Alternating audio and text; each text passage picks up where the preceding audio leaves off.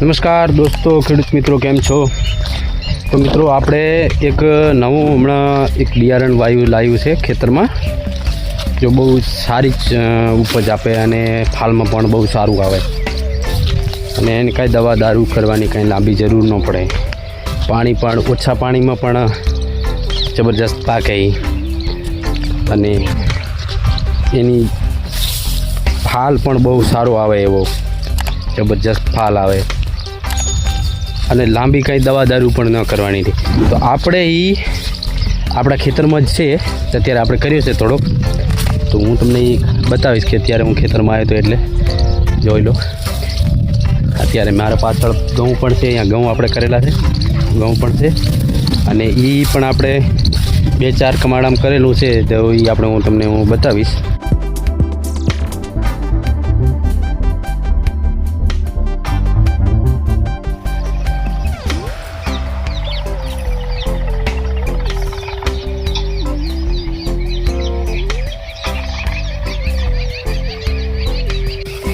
જો આવી રીતે વેણમાં પડે મોજ બાળો છે ને, એ ના ઓમ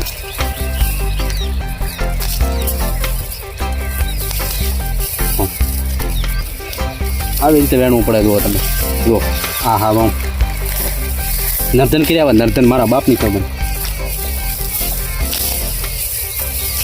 અને આમ ટોટિયા વાળ્યા છે બાળક કરી, અને આ બિયારણ પાળો જોવો તમે. અને આ અમારા ઘઉં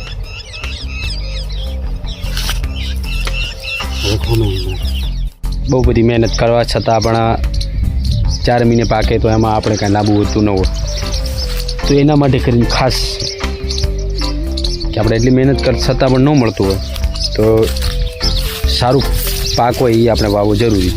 તો એ તમને હું પાક ત્યારે હું બતાવું કે જબરજસ્ત ફાલેલો છે, જબરજસ્ત પાક થાય છે.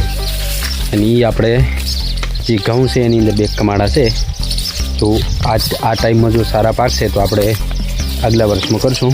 તો એ તમને હું બતાવું, જોઈ લોજો કેવું છે. અને તમારે જરૂર હોય તમારે કે લઈ જવું બિયારણ તો મને કમેન્ટ બોક્સમાં કહેજો, તો હું તમને જરૂરથી આપણે સંપર્ક કરજો, તો હું તમને આપીશ. તો તમે એના પહેલાં બિયારણ જોઈ લો કેવું પાકેલું છે, કેવો સારો ફાલ છે એ પણ જોઈ લો. શું છે જુઓ તમે, અહીંયા વાઢ્યો છે પણ એની અંદર તમે જોઈ શકો છો કે એની અંદર એ પાક કેવો ઓટો લઈ ગયો છે.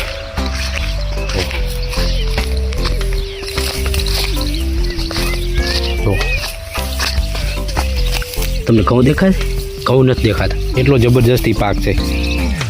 આપણે આટલા બધા ઘઉં છે પણ ઘઉંની અંદર આ નંબર 1 પાક છે. તમને આ વિડીયોમાં બરાબર નહીં દેખાતું હોય, બાકી જોઈ લો તમે. આ જુઓ તમે કેટલું જબરજસ્ત ફાલમાં છે. જુઓ આવું ઉપજ કોઈ દિવસ કોઈ ધાનમાં તમે નહીં જોયું. જુઓ જબરજસ્ત પાકેલું છે. આ જુઓ કેટલું સારું છે. આમાં આપણે કાંઈ દવા દારૂ પણ કાંઈ નથી કર્યું અને છતાં પણ બહુ સારું પાક આપે છે. જોઈ લો કેટલો જબરજસ્ત પાકેલો છે. જોઈ લો, જોઈ શકો છો.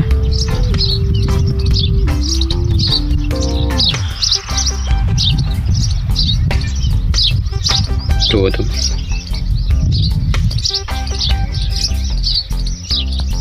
તમે જોઈ શકો છો. એક જ દાણાનું છે બધું, એક જ ગોળનું છે. તમે જુઓ એનો ફાલ જુઓ ખાલી તમે. જો આપણી ફસલ, જો આ ફસલનું બિયારણ કોઈને જોઈતું હોય તો મને વિડીયોમાં કમેન્ટ કરીને જરૂર કહેજો,